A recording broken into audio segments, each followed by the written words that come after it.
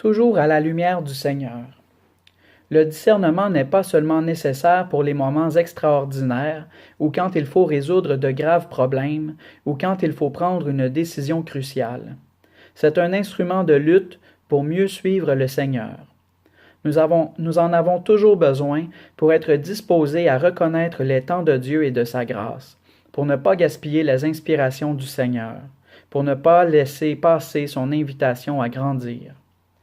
Souvent, cela se joue dans les petites choses, dans ce qui paraît négligeable, parce que la grandeur se montre dans ce qui est simple et quotidien.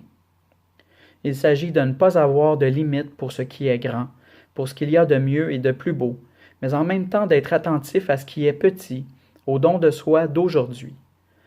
Je demande donc à tous les chrétiens de faire chaque jour, en dialogue avec le Seigneur qui nous aime, un sincère examen de conscience.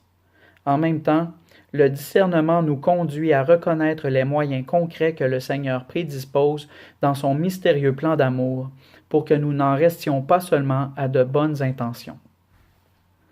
Il est vrai que le discernement spirituel n'exclut pas les apports des connaissances humaines, existentielles, psychologiques, sociologiques ou morales, mais il les transcende. Même les sages normes de l'Église n'y suffisent pas. Rappelons-nous toujours que le discernement est une grâce.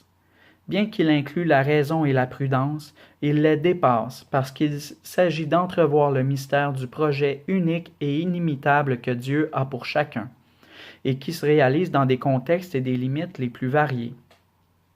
Ne sont pas seulement en jeu un bien-être temporel, ni la satisfaction de faire quelque chose d'utile, ni le désir d'avoir la conscience tranquille non plus.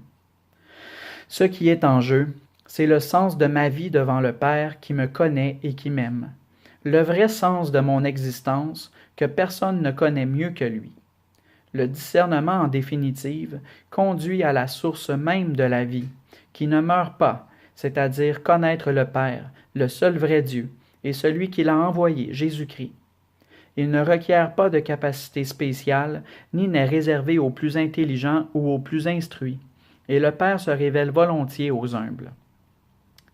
Même si le Seigneur nous parle de manière variée dans notre travail, à travers les autres ou à tout moment, il n'est pas possible de se passer du silence de la prière attentive pour mieux percevoir ce langage, pour interpréter la signification réelle des inspirations que nous croyons recevoir, pour apaiser les angoisses et recomposer l'ensemble de l'existence personnelle à la lumière de Dieu.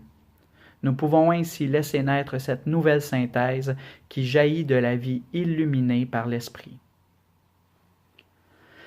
Cependant, il pourrait arriver que dans la prière, même, nous évitions de nous laisser interpeller par la liberté de l'Esprit qui agit comme il veut.